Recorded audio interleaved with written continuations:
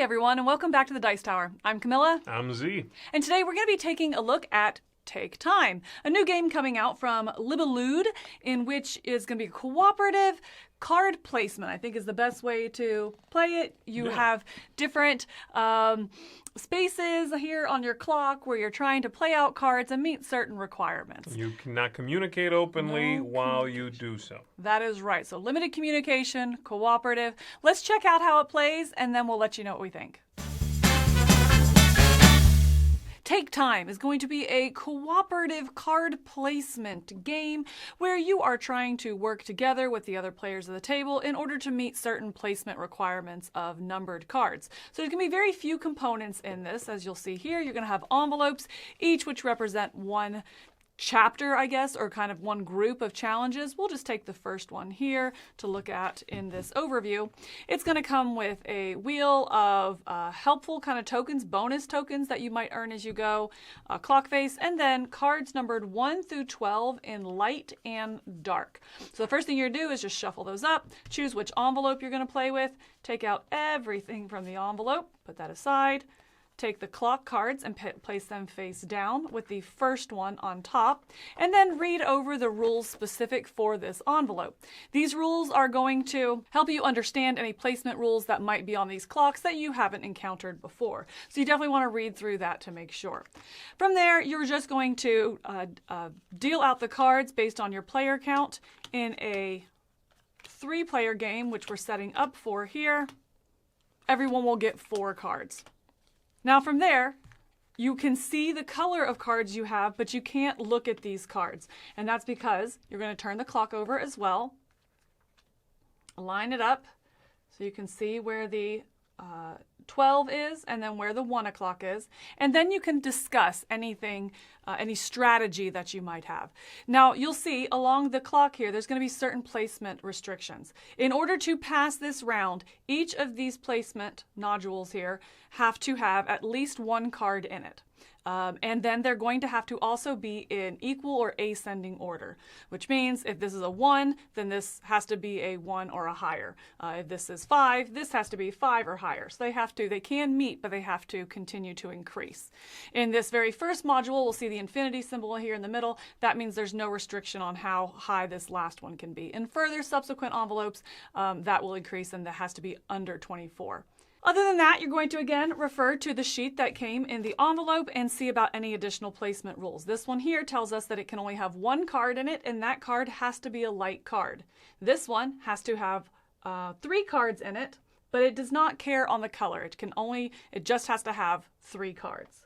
So at this time, in looking at our cards, we might say, hey, this has to be a white, so between these 2 players, let's try and have this at a 5 or below, something like that. Over here, we might say, obviously, we're just going to put our higher numbers on this nodule over here.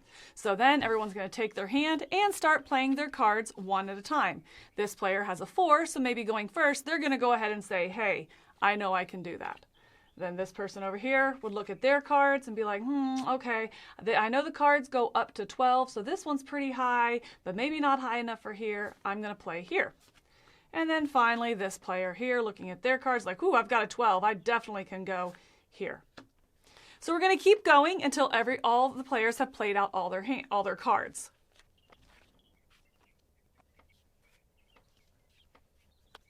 Now here we'll see on the last round of the game, this does not have 3 cards. The player 3 here is the last player, so they have to play their remaining card into that pile. After that, we're going to go through and we're going to reveal these one at a time. So this is our first spot. We would turn it over and make sure it meets the requirements. It's currently the lowest card and it is white. So far, so good. We would keep turning over. This one's going to be a 9, which is higher than 4, so we're still good. Looking over here, can't quite see that on camera. We'll do it that way. We have a 12, so we're okay. 9, 12, 18, 19, really close, but we made it. And then here, let's see, is it more than 19? 27. So in this round, we have passed. We have done it correctly. We would clean up all the cards, shuffle it back into the deck here, and put this in the envelope and go on to our second clock. This one is going to have a couple different rules here. So once again, consulting our sheet, we would see that this over here has to have 3 cards in it, and this one has to be between 8 and 12. So same thing. We're going to shuffle up the cards, deal them out, and see if we can pass this one. Once you pass all the clocks in this envelope, you return it to the envelope and you select a new one. Now, what happens if you fail? If you fail and you did not have them all in order, then you're going to get one of these bonus tokens. You would just turn it over. And that means during this turn, one person can play a card face up.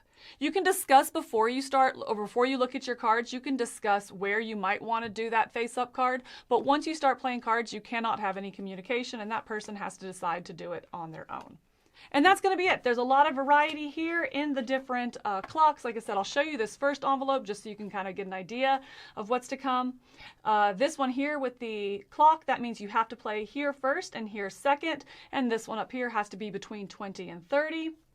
And then looking at the final clock here, we're going to see this one has to be 6 exactly. And then this one over here has to have a blue card and a white card. So 2 cards only, 1 blue, 1 white. That's going to do it for Take Time. Let's go back up top and talk about it. All right, so the first thing that caught my eye on the game was just the overall aesthetics and looks of this. Yeah. I think that is an absolute, personal opinion here, but gorgeous cover. I think they went a little over the top with the gold foilings and that kind of stuff, but I'm so glad they did. It definitely did not need to be done. Sure. But it is such a great little flourish that I think really, I don't want to say gives the game theme because it's a completely themeless game, but it definitely takes it up a notch in that production. No, I agree. I think the production across the board, the player cards, the covers, certainly, the accents. This game is very accented in many ways, and I think it goes a long way towards making it beautiful. Absolutely. Absolutely, yeah. Especially when, like I said, there is no theme here. It starts out with like this one little line at the beginning, something about clocks around the world and meeting their requirements, and then it just goes into mechanics for the whole thing. There is no theme here, so I'm really glad they took that extra step with the artwork and stuff. Yeah. Now, limited communication I know can be a touchy point for a lot of people. You know if you like it, you know if you don't. I think this is going to be no exception to that for people. Sure. I think if you like it, it has limited communication. If you play things like The Mind, The Crew, things like that, this is right in line with those as well. Yeah. You can do some planning before you sort of reveal the cards to yourself and start playing, but it will feel very much like The Mind, that idea of we're all trying to cooperatively sort something without talking. And I think, for me, very quickly in this game, it feels like a gamified version of The Mind. It's like they took that game and like, oh, but here's some rules and some form to it, which I really appreciated, I think, because I did play a lot of The Mind with my old play group, so it's one that I'm really familiar with, and it was such a great filler for us in that activity kind of category. I think I appreciate this one that takes it that above and beyond and gives that little bit more placement rules, a little bit more variation in the game. This does feel like one that you're excited to continue through this, we'll say campaign with air quotes here. I'm excited because what's the next one? What's the next envelope hold? What's the next set of rules? I think that's enough that it keeps it coming back to the table through the campaign, but then also as standalone. Yeah, I definitely think this game has way more interest than The Mind. The Mind is, some people I could see thinking this is a one-trick pony. If this is a one-trick pony, then The Mind's not even a pony. That's the problem. This is going to just take that idea and give it some flair, give you some fun puzzles. It in that sense feels closer to The Crew, where you have this overarching sort of puzzle where you need to figure out the way you sequence things, and it feels that way a little bit. It also is going to have some of the traps of some of those games, especially Hanabi is one that came to mind. This is going to fall prey to some of the same issues I've had with Hanabi in the past and many other people, where if somebody doesn't quite understand what we're all shooting for here or know how to read the table, you will definitely have those moments where somebody plays a card somewhere and everybody else but them goes, oof, okay, what? And so There's nothing to do about that. It might just not click with Right. some people. They might not group think with everybody else to the same wavelength, you know? Right. So there are some traps here that you should probably be aware of. If Hanabi is a game that didn't quite work for you, or someone in your game group didn't get it, Right. you might have the same issue here. Yeah, I absolutely agree. I think that this doesn't bridge that for any groups. In fact, I think you need to know your group going into it. But that being said, if you know your group, this is definitely one that I could see myself taking to like a family gathering. Anything Sure. from a family gathering to a kicking off my game night kind of situation. Yeah. You know, if you're familiar with the group, the rules are very straightforward. Honestly, almost to the point of that first time you play, it's going to be, what are we missing? You know, it's Sure. like, if this is so straightforward, is that really going to be all? But I think that's one thing that the game does, is kind of reveals itself as you go through. I mean, you know, 2-3 clocks in, I'm getting it now. Okay, Yeah. It really is that simple. The challenge is with the players. And, you know, to follow on that note, I know a lot of people out there are going to have that concern of, well, what happens when I play through all, I don't know, 30, 40, Right. whatever? Am I done? No, you can play the same clock over and over and over. The cards dealt out are going to be different. The way in which you need to sequence things is going to be different. So, Right. yes, at that family gathering, if you find one clock with its limitations and rules that is really singing for people, you can just leave that one set up and keep playing. As people walk by, hey, jump in here, shuffle up, you know, deal, and do it again. You do not, this isn't spoiled by you playing one. Right. You just can keep playing the same one over and over. It feels like X number of variations on the same game. But they're replayable. I would put it in the same category for that in the crew. Yeah. You played that scenario. Right, well, play it again. Yeah, it's you know, okay to it's very do that. replayable. Yeah, in that. Yeah. Anything else you want to go over before final thoughts, or do you want to jump in? There's a couple of things I do want to mention. I like some of the ideas here for sure, like the concepts that they bring as you go deeper into the more advanced clocks to keep it interesting. I want to mention that they do really clever things and fun things, and it's fun to discover that. I like that the game is very adaptable. You can technically play this game for 30 minutes. You can play for 3. I like that a lot. Yes, you're supposed to play through all the clocks in the envelope or whatever, but you can do whatever you want to. And I enjoy that the game is incredibly adaptable to the amount of time you have. This is the kind of ultimate filler if you want it to be. If you only have 6 minutes, you can play this game technically in 6 minutes. A couple of negatives, though. I find the game to have a lack of tension. Not tension, but there's no like ups and downs during the play. It's all about the reveal. And you don't like that. I think it suffers in comparison to the mind, in which you're doing this sort of like Okay, I'm gonna play. That is tension within the turn, like before we get to the reveal, which is obviously the most interesting part. In this game, after my turn, it's your turn. I don't care where you play because I don't know what you're holding. There's no interaction with us two. Ito is another game that has that whole, I say a thing and put a card out, but then they can move. And then we discuss things and we laugh about what we said. This is all building towards the reveal. That reveal is great. But the internal workings of a round, which is very short, is we just play around the table and hope we're not messing up.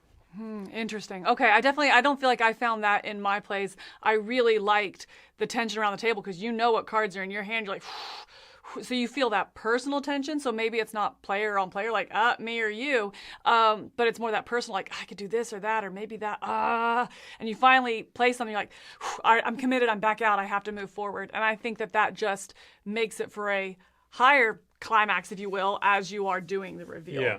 So, but I do agree it does kind of shift the focus to that reveal phase.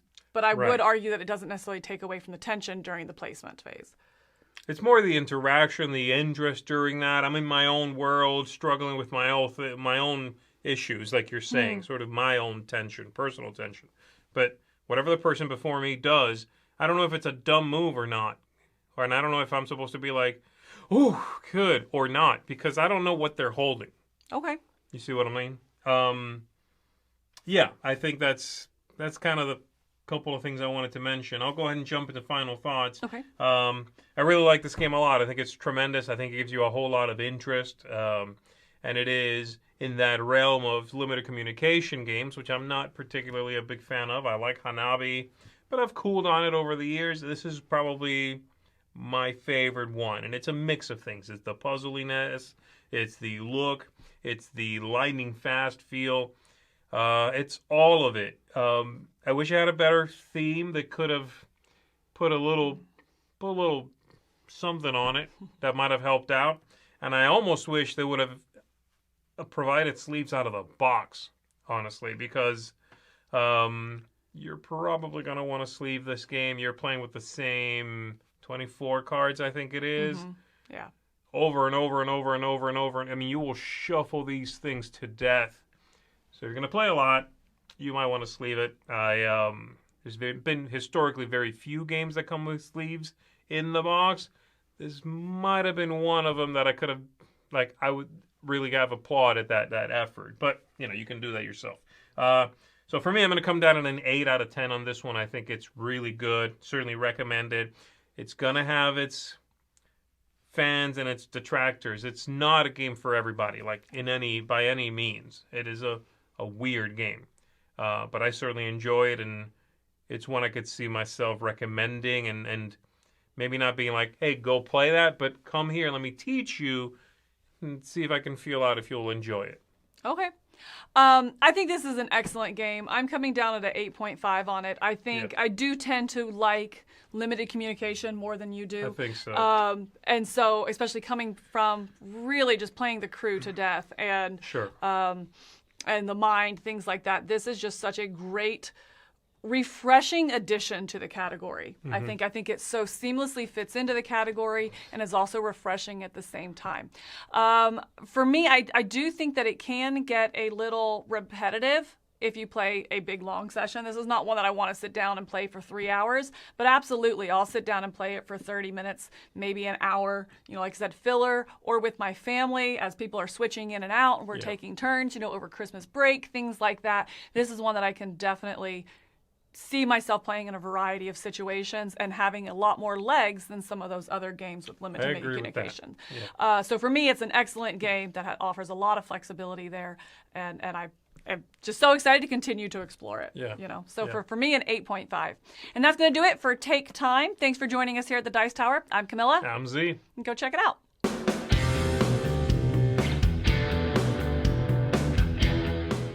Hey folks, thanks for watching another one of our videos.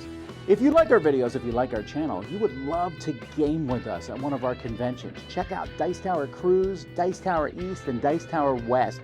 Fantastic conventions where we play games with wonderful people, a humongous library, and lots of other events and stuff. Also, don't forget to check out our channel, like and subscribe. I'm Tom Bassel.